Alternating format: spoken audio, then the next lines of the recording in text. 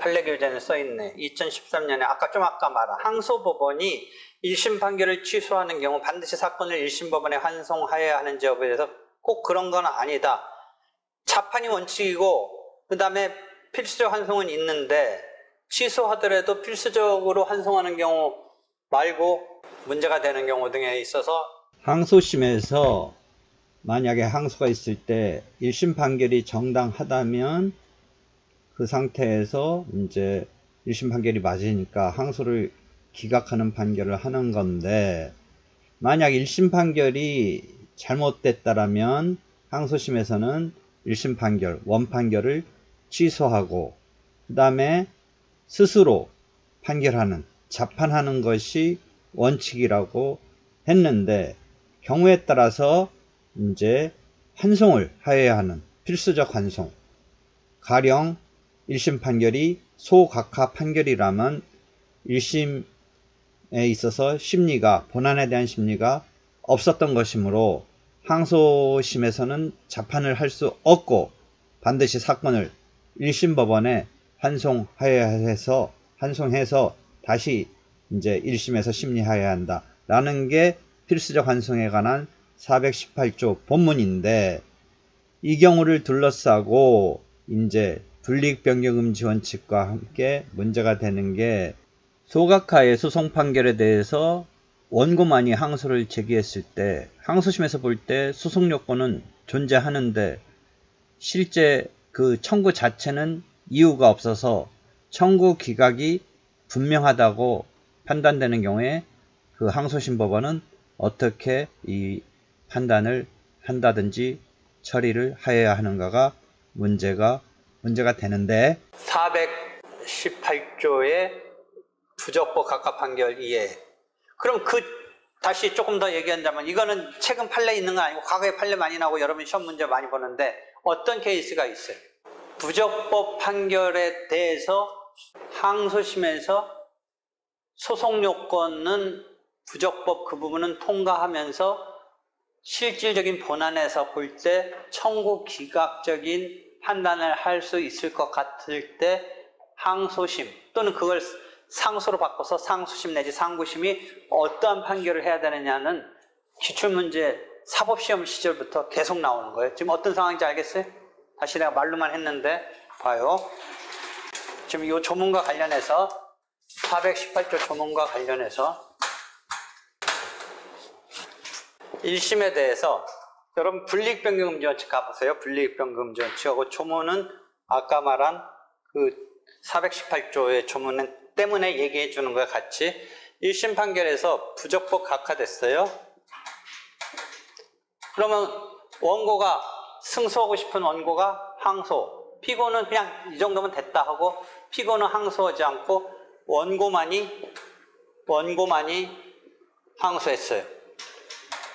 항소심에서 심리한 결과 소송 요건은 통과한다고 생각되고, 이 설명은 이제 그대로 원고 청구가 이제 보니까 소송 요건은 갖춰졌다고 생각되는데 원고 청구가 이게 심상치 않아요.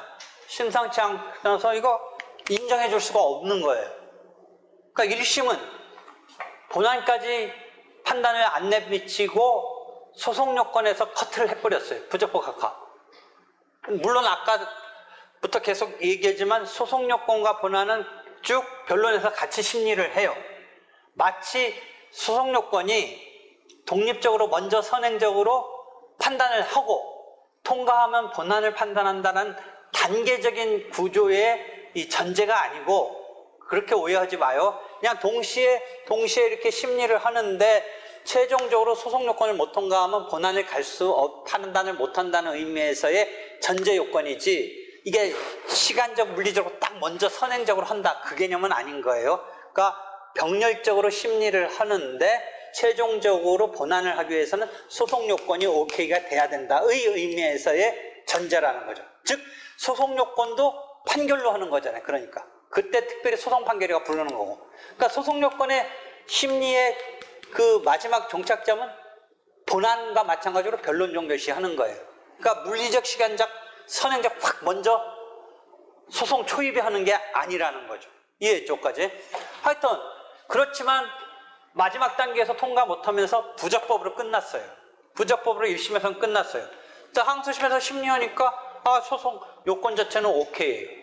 근데 원고 청구를 기각시키는 이런 심정을 갖고 있는데 여기서 이제 사례형 문제로 계속 물어보죠.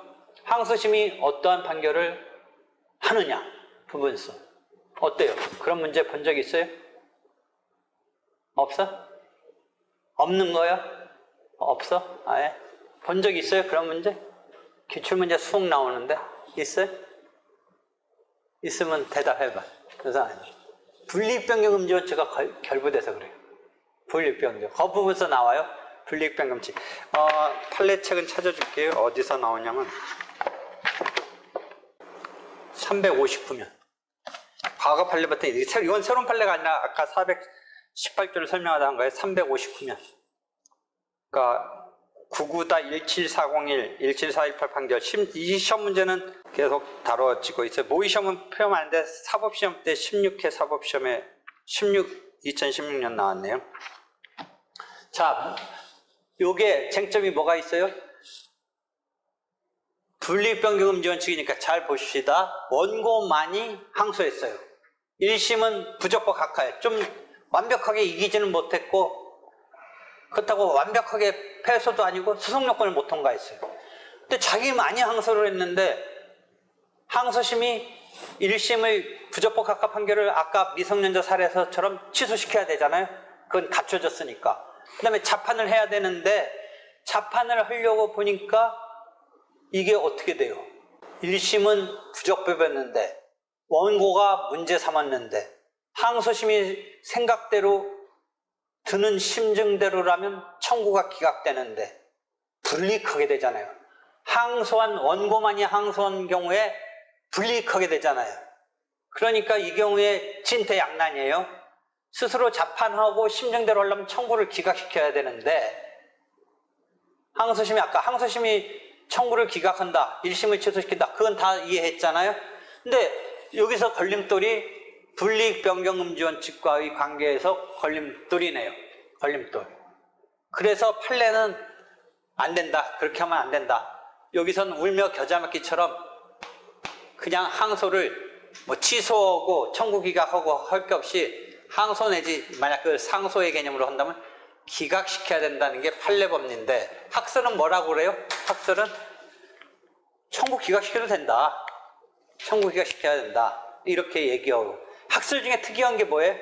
아까 418조처럼 요거는 소송 요건에 대해서 취소시키는 거니까 본안 심리를 위해서 1심에 아까 418조 조문대로 1심에 환송해야 된다는 학설도 있어요. 환송설. 근데 주류적인 학설은 청구 기각하는 거는 불이익 변경에 있어서 불이익한 게 아니다. 왜? 불이익은 뭐 갖고 따지느냐? 본안 대 본안끼리 더 불이익한 걸 따지는 거지 1심이 부적법 각하고 항소심이 청구 기각은 어떤 그 대상으로 하는 국면이 틀린 거다. 소송 판결은 소송 요건에 대한 판단이고 본안은 본안에 대한 본격적인 싸움에 대한 판단인데 그것을 동일평면에 놓고 청구 기각이 더 불이익하다고 볼 건 아니다. 그러니까 심정대로 청구 기각을 하면 된다가 학설이에요. 그래서 여기가 시험 문제 사례형 많이 나와요. 학설은 그래요. 주류적인 학설이. 근데 실무는 이거 어쩔 수 없다. 청구 기각으로 가면 불이익한 거다. 원고만이 항소했기 때문에. 피고 입장에서는 좋아지긴 했죠. 피고 입장에서는. 근데 그러니까 상황 설정이 뭐예요? 원고만이 항소했다는 게 포인트예요.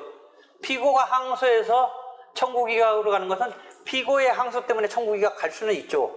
피고가 다투었으니까, 항소했으니까. 근데 피고는 가만히 있고 원고만이 항소했다는 전제에서 원고에게 불이익으로 가니까 항소에 있어서 분리익변경금지원칙 관련해서 어쩔 수 없이 항소 기각을 해야 된다.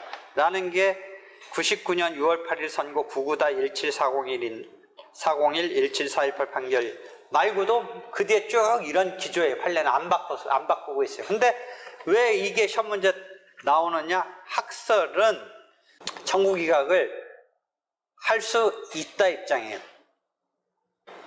그 다음에 418조의 입각에서 환송하라는 입장의 학설도 있고요. 이해되겠어요? 그런 문제가 있어요. 그래서 아예 거기까지 설명을 하고요. 잘 보세요.